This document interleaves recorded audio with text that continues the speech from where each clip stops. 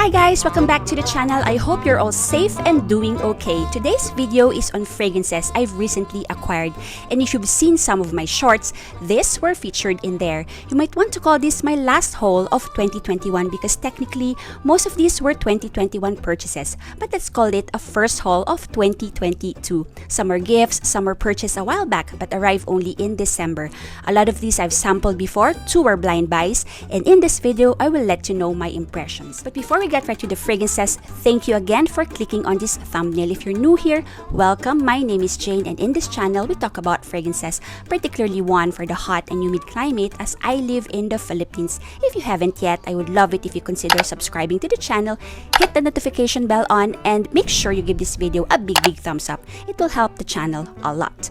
Thank you in advance, and now let's get on with the fragrances. Let me start with a fragrance that I have been repeatedly sampling in store, but it's way out of my budget limit, and it's this fragrance from Memo called Eau de Memo. Every time I drop by Art of Scent, our local niche distributor, I would spray this on me and wear it for the whole day.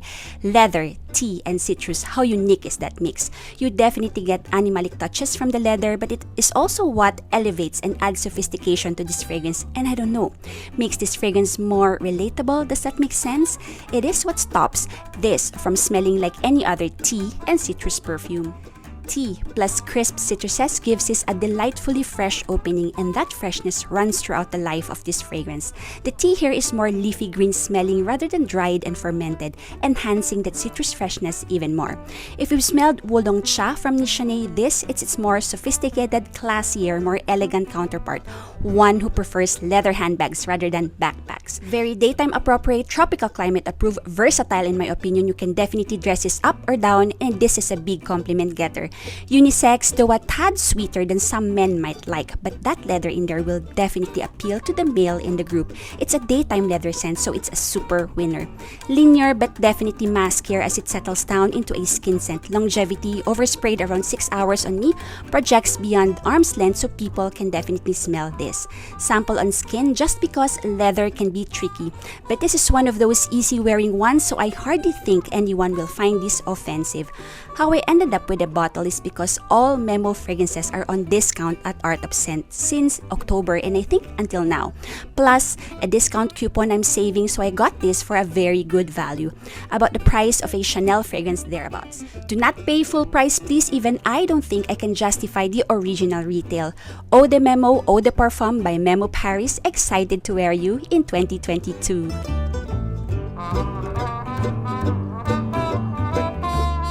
That Penthaligon's fragrance in my purse is this one.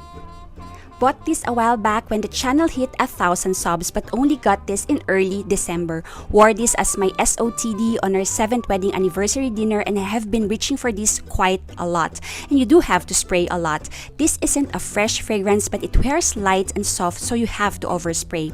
Cardamom, pimento, caramel, salt, vanilla, tobacco, and cashmeran are in this fragrance. Overall, a lovely composition, spicy on top but nothing too much. Sweet and salty at the same time. The tobacco is a clean white tobacco, giving this some depth, yet overall soft and a little powdery because of the cashmeran. Approachable, very cozy smelling, inviting, sultry, sexy and alluring, feminine to my nose. Longevity is a little questionable, so bring a decant to respray, but I'm willing to overlook that considering how I like this fragrance a lot. This was a blind buy by the way, but I'm not at the very least disappointed. Chanel Chance Eau de Parfum. So I've discovered this while reviewing Bea Alonso's perfume favorites in the middle of 2021, and I've pretty much depleted my decant, so when the Sephora VIB sale came last November, I grabbed me a 50 ml bottle, cause that's the only time Chanel ever gets discounted. This bottle I first sprayed on New Year's Eve brunch with family. I feel like it fits the occasion perfectly. Pink pepper, jasmine, iris, patchouli, musk, vanilla are in here. This is a pretty safe, classy, but not over the the top, not too loud but very pleasing perfume, great to wear around a bunch of people. I wouldn't say this is fresh, but it wears light so you can definitely overspray. This lasts about 5 to 6 hours on me with a nice trail in the air. I wouldn't wear this outdoors in high heat, but daytime indoors in aircon environment, this should be okay. Or for chilly December, January days, locally this is going to be great. Very feminine, signature scent worthy. This gives me Tuile de Hermes or Montguerland vibes. Not that they smell the same, but it's in that genre of fragrance. Montal's Ristretto Intense Café is a blind buy, but not quite, because I've sampled and enjoyed the original Intense Café but would like the coffeeier version, so I bought this 50 ml. Coffee, rose, vanilla, and amber are what sticks out to me. I enjoy this more than Intense Café. I love the coffee nuances in this perfume, at the same time retaining that gourmand rose fragrance experience. This is definitely deep, dense, and rich, great for the cooler weather we have right now. I wanted to get to know the brand more, so I got me this little treasure box, is what the website calls this, I believe. So you get to customize this box into 3 20 ml fragrances of your choice. And I chose these 3 as these are said to be among the tropical weather appropriate Montals. Totally breaking my boundaries on these ones. These were definite blind buys. I just sprayed them once on skin but haven't had a chance to wear test any of this.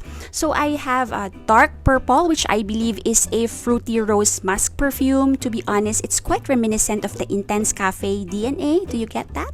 Then I have Manga is mango, tropical florals, and oud. My second time to sample mango and oud together in a fragrance, and this I like better than the other one I've tried from another brand. And lastly, I have tropical woods, and this is oud, tropical fruits, and powdery musk. So looking forward to test these babies out.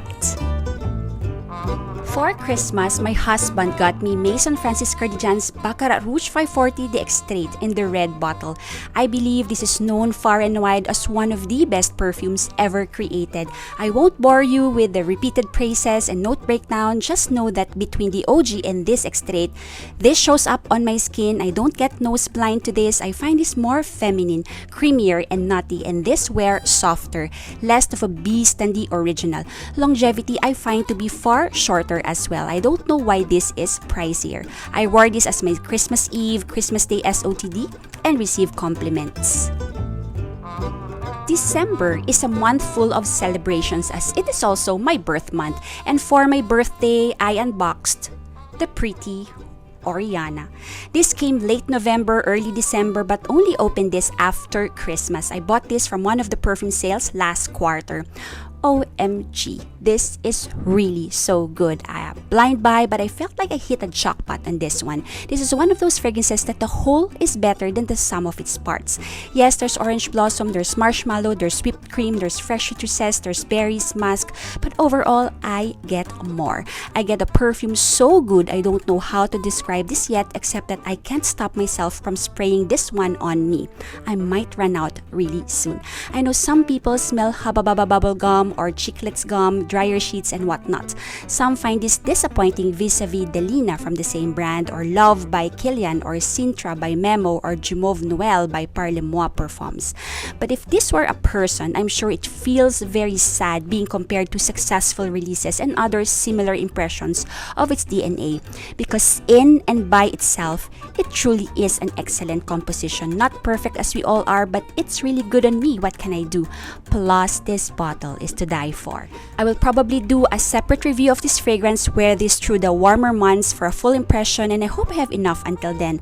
That's Oriana by Perfumes de Marly. Watch for perfume discounts to get more value from this fragrance. And lastly is another one in my wishlist since about mid-2020. Tom Ford Fleur de Portofino. I truly thought this was being discontinued as I stopped seeing this in online stores for a while, as well as the physical Tom Ford stores locally. Maybe they were just out of stock. So as you can see, this was an unplanned purchase. I wasn't going to buy any more perfumes as I've depleted my funds on Christmas gifts, teeth implants, and donations. My husband said to consider this an early Valentine's gift, so here it is. This is a multitude of white florals and citruses. Best for warmer weather, fresh, natural smelling, and I can imagine a vacation in Portofino, Italy. Simply happy vibes in a bottle. I am stopping right there. I don't have any more to show. I feel like I've reached my niche quota already this early in the year. I hope you like my first haul of 2022, technically my last haul of 2021. As you can see, there's a bit of a lag because it really takes a while for perfume purchases to arrive to me. So let me know down in the comments what perfumes are in your 2022 wishlist. And if you're like me, what are your first few purchases of 2022? And also thank you to all who've commented some perfume recommendations in a lot of my videos. Please keep them coming. I will try my best to check them all out. Hopefully find samples to try. Thank you all for joining me today. Take care and smell your absolute best. And I will see you in the next video. Bye!